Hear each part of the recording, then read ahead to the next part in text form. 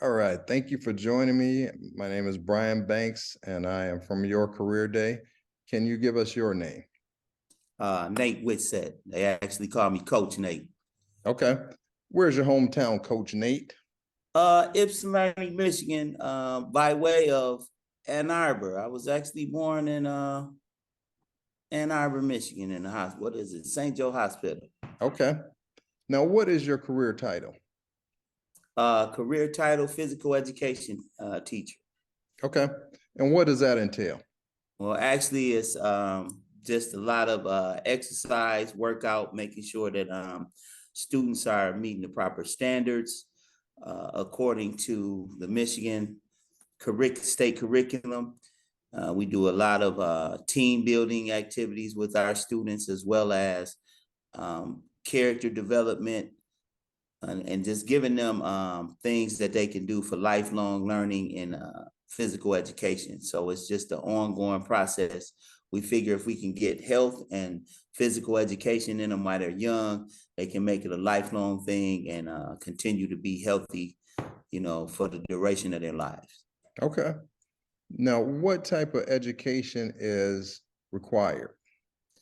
Well, you have to have a teacher's certification, as well as a physical education. Now, I have my teacher certification, and I'm certified to teach all subjects, pretty much K through 5. But, in that regard, you can also add an endorsement, which is a physical education endorsement to get you from 6th grade to 12th grade. Okay. Now, what type of person is best suited to do what you do?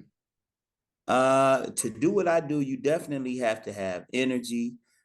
You have to have a passion for what you're doing, being able to interact with others, know how to kind of bring people together, in a non-confrontational way, because sometimes I've seen it, you've seen it in athletics, especially, sometimes it gets a little tense between teams and competition, so you definitely have to bring everybody together and know how to do things in a non-confrontational way, as well as making sure that everybody's enjoying while they're learning. Okay. What was your road to your current position? How did you get here? Man, I'm telling you, I got an education. I started out, I was teaching substitute taught for 8 years. And during that time period, I was like, okay, maybe, it took me a minute to realize this is what I wanted to do.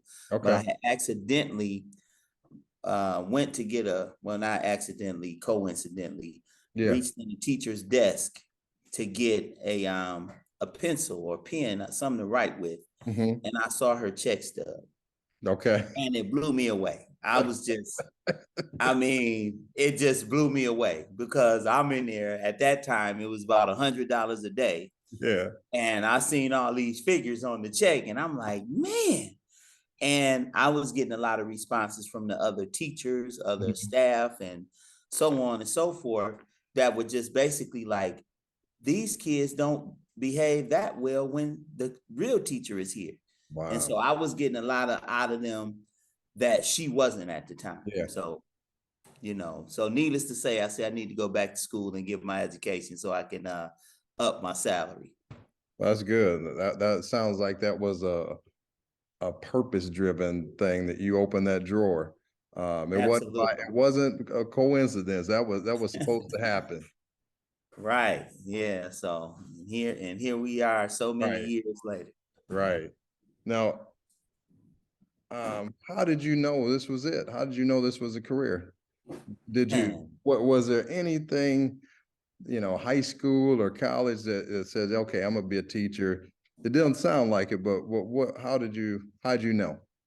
Well, I knew when I got to a place in college. It actually, because I went, my sole intention was to become this famous news broadcaster. I was going to be an anchor, not the sweatsuit. I was going to have on a shirt and tie, and just all in on that level. I was excited about doing news. Okay. And I ended up, because I was in media and broadcasting Mhm. in school, comprehensive communications, and I ended up working with youth over those summer breaks and Okay. different, I work with like, we did a special Martin Luther King, Chavez, Rosa Parks program. Okay. And Mhm. we actually had like invited 50 students, Hispanic students from Miami here to Michigan. And I Mhm. got an opportunity to work with them, and it was just phenomenal. And then I began to work in programming, and then I said, man, this is it. I really Yeah. enjoyed it, and kind of seeing the light bulb going off in their eyes, and Mhm. everything just caught a spark in a fire from there. It just took off. Wow, that's Yeah. great. Yeah. Now, my final question, what advice would you give to someone that might want to follow in your footsteps? Well, to follow in my footsteps, I would definitely advise them to take an opportunity, whatever that opportunity may be, to Mhm. kind of get your feet wet before you dive in Right. to education. See how well you work and interact with people, with students. Take that time, what I did, normally 8 years is definitely a long time to be Mhm. substitute teaching. Yeah. But that let me know that even when I came in, that I would be something I wanted to do, because normally they take full advantage of a substitute. Right. But in my case, it was automatically like, okay, let's sit up, let's get ourselves together. So take that time to learn, number one. Number two, I would advise someone to actually um, work and just really see if you feel that joy and that passion inside whatever you're doing. Because once you feel that, then that's going to be the spark that moves you. Right. Nobody won't have to say anything, because you'll know that that's the place for you. Yeah. And just remind yourself early and often that every day is a great day. And if you don't believe it, try missing one. Right. So I would say, and just go from there. Just follow the love of what you enjoy doing. Great. Nate, I appreciate your knowledge and wisdom, and wish you all the best moving forward.